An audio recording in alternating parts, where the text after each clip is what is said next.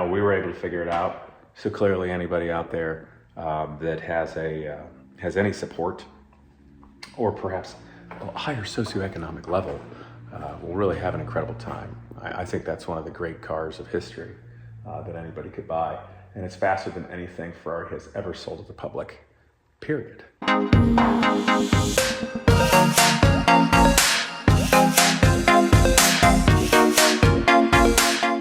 What's up, people? Well, today I actually wanted to talk about the Lotus Exosphere because I promised you guys a long time ago something of a technical review. And also kind of wanted to just hit on a few points relating to something like that as it is with YouTube. Because, shall I say, a little bit of a frustration of mine over all these years with YouTube is that social media, you have to have a certain level of entertainment value, the casual level of that. And I find it at odds when you caretake something like this that is, frankly, requires a lot of everything. Responsibility, intelligence, and there's stress involved with that. So try to make it entertaining, of course, because this belongs to Gina's Garage with the students and teaching them and doing something and being inspirational with their life, of course, with the Daytona prototype. And we had the carts out too, we're working on it. Actually, that cart right there, that's my personal cart. And we moved some things around. We put the yellow Corvette at Gina's Garage up in storage in the back, and I moved these cars here now that the season's done to have some space. But in any case, the Exosphere, really amazing car. And it's a shame that it never got to be developed back in period with Lotus because they built just an incredible platform, obviously using the Formula One chassis and most of the aero, although this car is rather special because, as you know, Formula One has flat under trays under it, and this one has the luxury of being outside the rules and having these enormous Venturi tunnels. So it makes a lot more downforce than the Formula One cars do, which in a way, for being a, shall we say, a gentleman racer is nice because it's not going to be skittish. We had a little too much tire pressure in the front at Road America. That's why I was really pulling hard on the crown, so it required a lot of hand strength. But you know, other than things happening very quickly, so you have to be incredibly decisive and you have to have your mind working and thinking of the aero and doing all that. In a manner of speaking, it was, I'll say, easy to drive. You know, within the scope of something kind of otherworldly, but you have to understand that something that is capable of setting the track record for road race tracks anywhere in America where a newer Formula One car hasn't been. That includes being faster than IndyCar. You know, you might think that in comparison to race cars, other race cars, that it would be an exponential or at least, you know, directly proportional to being a handful. But in a sense, it's not.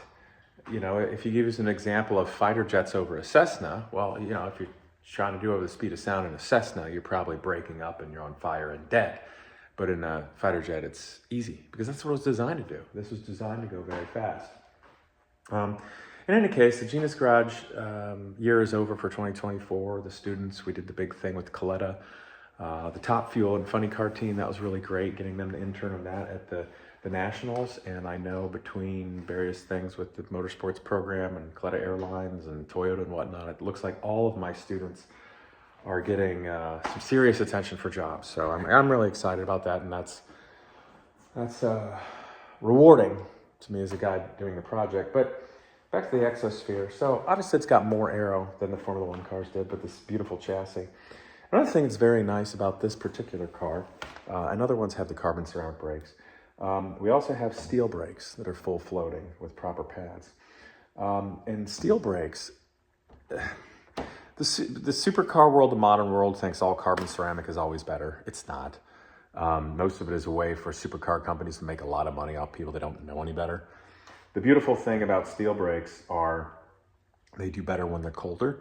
So for a car like this, if you're not doing 10/10ths all the time, these are more suitable. In fact, the steel rotors, I would say, are more suitable for anybody that isn't a current F1 driver.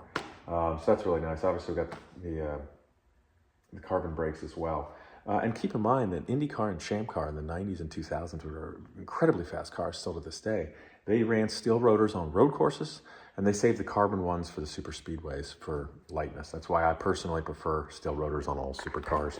And this Daytona prototype, which is very fast, arguably faster than the Ferrari FXX, also has steel rotors, originally from Riley. So that's really nice, makes it easier to live with. Now, the beautiful thing about this drivetrain, now, obviously it says Chevrolet here. It's not Chevrolet. There's not a damn thing on it that's Chevrolet. Well, the reason it says that is because this engine's architecture was used in a variety of platforms back then. It was used in IndyCar about the same time in the 2000s in various displacement. Obviously, a gasoline derivative is used in this car by Cosworth. Okay, this is the original coil pack covers, and they go right here. So there, ta-da, Cosworth. Now you're excited. It's worth lots more money, and it's an exotic and European. Oh, now it's a dumb hillbilly piece of junk from America. Oh, but now it's European and expensive. See, that's how it works. Chevrolet paid money to be in IndyCar back then, period. Chevrolet didn't do a damn thing with the motor, any of the cars, at all. They just put their name on it after spending money.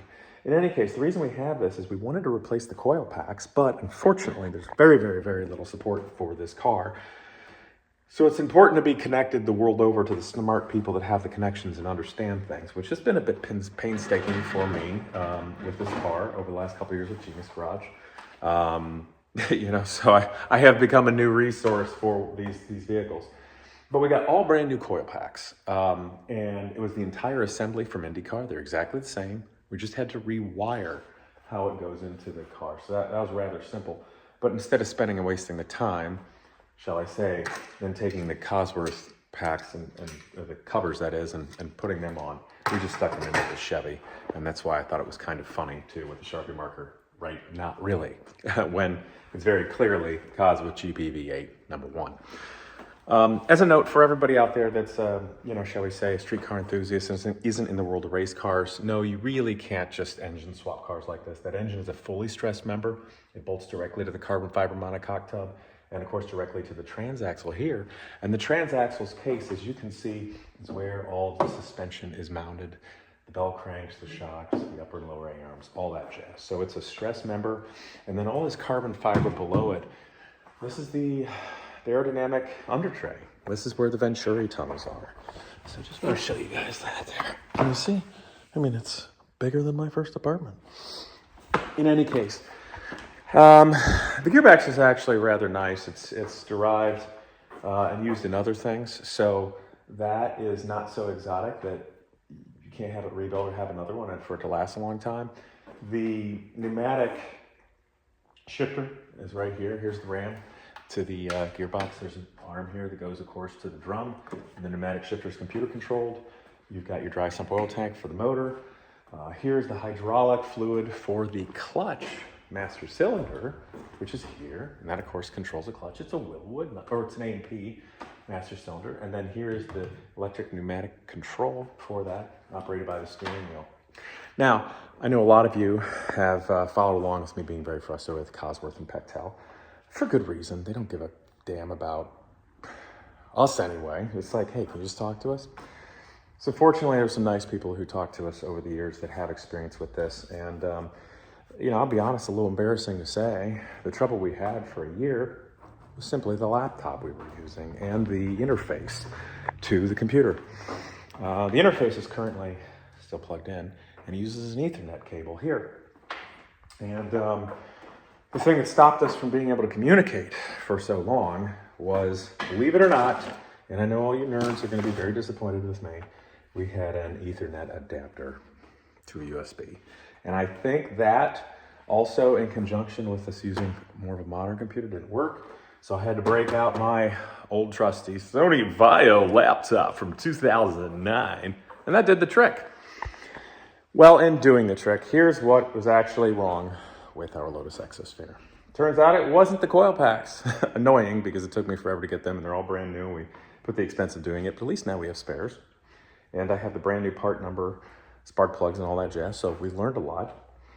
The problem is the alternator. Wasn't putting out enough juice. And if you ain't got enough electricity juice, ain't gonna run good. Well, yeah, that's what happens. Higher RPM and such, you get more of a draw on your electricity, obviously through your ignition, through everything. More things have to happen, fuel injection and all. And the battery in this car is very small, the onboard one. It's actually buried down in here. You just take this side cover off and you can just barely access it. Here is another one of them, spare, right there. Not a real big battery. So with a lot of draw, it's only gonna cut the mustard so long. And if your amperage dips below, or your volts dip below a certain area when you're running, there you go. That was a problem, and we just couldn't figure that out without a little help from the computer, because it shows errors and records them. And you know, if it's got an instance of like any from like 1 to 5 errors over time, it's probably actually nothing wrong with it. But the alternator was showing a few hundred issues of a low voltage, so it clearly points to that. Now the alternator is buried on the car. You actually have to get it up in the air and take the under tray off, which is kind of funny because with the under tray off and the side pods, it's just being all not a lot there to it. It sort of looks like a fluffy dog that fell in the lake. You know, like, oh, what's that underneath there? You got skinny. It's kind of like the same thing. So the alternator, unless I'm crazy, was actually built by McLaren Racing. And it's, fortunately we have a spare. It's very pricey. So we'll be replacing that and getting at it. But I really sort of wanted to do this video with you guys, just real chill, real honest. Because I'll be honest, it's kind of hurting my soul doing YouTube this long, because I just like to say this once. I'm not actually an idiot YouTuber. Most of the people who are successful on YouTube in the car world were more at a grassroots level and then had the exposure, power, and money to start doing things. I spent my life trying to do things a little smarter and caring about history and technical stuff and trying hard. That's why I've been able to do this with students and mentor and teach them. So if we look like idiots working on this and it's grassroots, I'm gonna be honest. I don't want to say it's an act, but it's an act. I'm trying to make this entertaining so everybody can relate to it.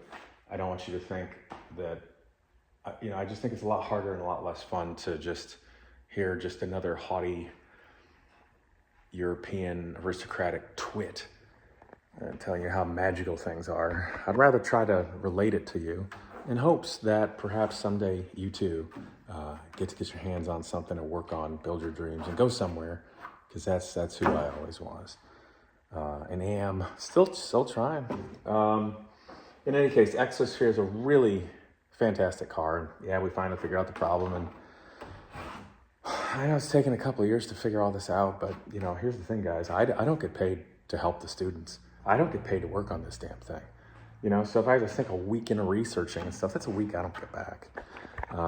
So that's why it takes a long time. But on the fortunate side, now I know everything about the damn thing and what to do with it. And of course there's spares and noses and wings and all that jazz.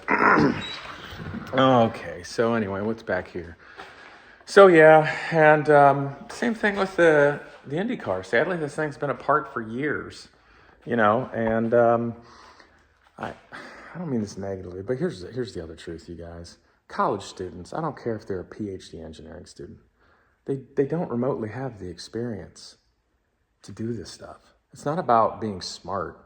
A lot of smart people, a lot of people know about engineering, but if you don't know squat about the materials, if you know anything about fabrication, you have any talent, you got no practical skill with process thinking and building anything, you're not going to go anywhere. You can't work on this crap. And the problem for me, being Genius Garage, is I'm not there trying to make a living and do my own thing. You know what I mean? So when you get a really high-end car like this, there's not much I can just let the students do by themselves and grow and learn that way. Like, I have to be there and do it with them. It's not bad leadership. It's just they don't remotely possess it enough. And it's too high-end, you know? They either just don't have the talent to be able to physically fabricate something, or they don't have it. So it requires a lot of mentorship, and that's why cars like this and that take a while at Genius Garage. As a note, the Dragon project here, which is now sitting back here, I let them do the dirty work back in my area of the shop with the Viper. Viper motor's in it. Again, the program's done for the year. It's really cool. It's a really neat car and project. The Viper motor fits pretty well, actually. You can see the transmission right here, and you can see the Viper motor poking out of the hood. This isn't actually going to be Cal induction. We just kind of had to cut that out to clear the motor because it's so tightly fitting. But it's a really neat car. Actually, at Genius Garage, I think this winter and this fall, we're going to list a few things for sale because we got too many things to teach the students with. And frankly, the truth about running a nonprofit, especially one where you're trying to help engineering students do something high-end, I don't know. People don't like to support it unless everybody's broken, poor, and stupid. I'm sorry to say it like that, but, I don't know. The sad thing was the second we got the Lotus Exosphere donated, everybody's like, oh, they must be rich. I don't need to help them. I'm like, yeah, no. We're in a leaky-ass Quonset hut in the middle of Ohio. Like, shit. Because it's really hard putting that amount of time into Genius Garage to help them out and support the program and support myself and family. Not easy. So I think we're going to sell a few things. The yellow Corvette, which is up in storage back there, has always been a great car at Genius Garage for a bunch of years because to larger effect, I can let the students work on it and just help them on the tedious things where you need be. And it's always been reliable, and if it breaks, we can fix it and more readily afford to fix it. It's up in storage there. I wish Genius Garage had a bigger space. We could just keep everything there, for the students, but I'm doing the best I can. There's no corporate sponsor here. The government sure as hell isn't going to help Genius Garage. No university is gonna. They all just have their endowments with their stupid hands out and doing risk-averse stuff because they don't actually care about teaching nowadays. So at the end of the day, it's really just me and my wife supporting this. Save for the few people, thank you very much, who have supported it, and a couple of magic people that have made some things like this happen. That's all. And that's why I did this thing. I think it was last year, about $50,000 reward for anybody who takes my job, because I really wanted the world to know how effing hard it is to help. I've been doing this for 11 years. So anyway, I guess that's it. I feel dumb being a YouTuber, and I hate that we have to dance for the algorithm, because I just feel like I look like an idiot, and I'm tired of that. I frankly just really want to do something at my level, whatever that may be.